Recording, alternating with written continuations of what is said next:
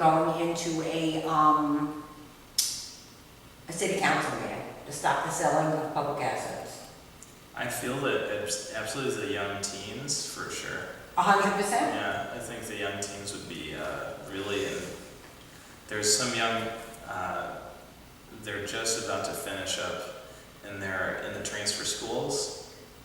Really brilliant young minds. What an actor, Republican. They're really smart, and they really are, they want to be publishing.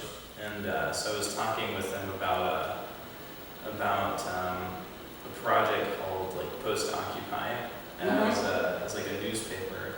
I love that. We could do that. That's a great idea, yeah. Right, but that would be fabulous. I would actually put you in charge of that because you're very creative.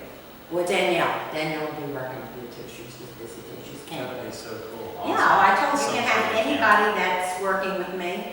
You can have use of them because to me, we have to do this. And it's only going to be, they don't want to hear what Lynn Rosen writes. If I write my books, okay, they're fine and they're selling terrifically. They want children's books because that's what's going, they are the future. And the fact that they would have the power and people will listen when it's children. So if we get those teenagers and we get more people and we go to the next NYPL meeting with them, the next city council meeting, and we show how they feel. Because you know what? I'll be gone by the time this next generation comes. And maybe you'll have kids at that point, and you too. The point is that we're leaving them a terrible legacy, and the only way we're going to stop it is by teaching them how to be outspoken and to go to the city council meetings and to stop the sell-off of public assets. What's happening? Hospitals being sold off.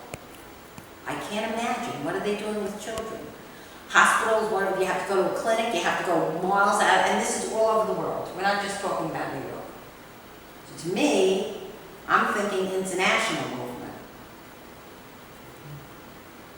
We can't only worry about New York. We have sisters and brothers all over the world.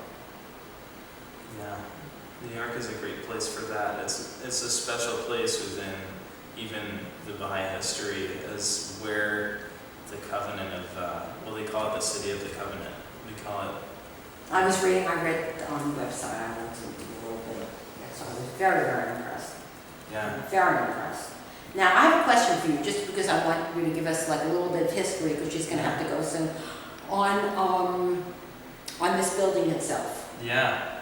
This building was acquired through the incredible service of Dizzy Gillespie, who was. Oh wow! I didn't know that. Just cool. He's a Baha'i who was one of the first to speak on with a large audience about the fundamentals of Baha'u'llah's teachings.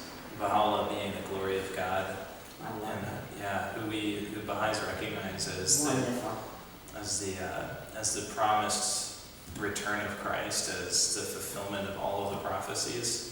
And Dizzy Gillespie bought this, and it before I found out was actually it was a gentleman's club.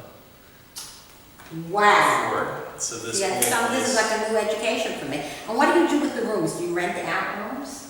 Or there is actually, like, for different affiliated groups, it can be rented, and then we just maintaining it, we're learning so much because this Les Polar Vortex, oh my gosh, the whole community keeps this thing running to serve the youth, to serve the children.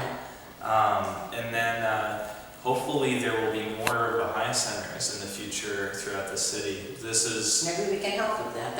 I think we shut off the camera now, because what I would like for your last few minutes is for you to sit with me. The whole Baha'i movement that I think distinguishes it from every single other spiritual tradition is that the fund and its advancement is only allowed for Baha'is. So nobody can actually give to the progress of the community except the Baha'is, which I've never seen in every other place. It's really about the tithing, and it's an honor for it only Baha'is. So as it grows, it's a really beautiful model. Just that's how it's. Do you do meditation?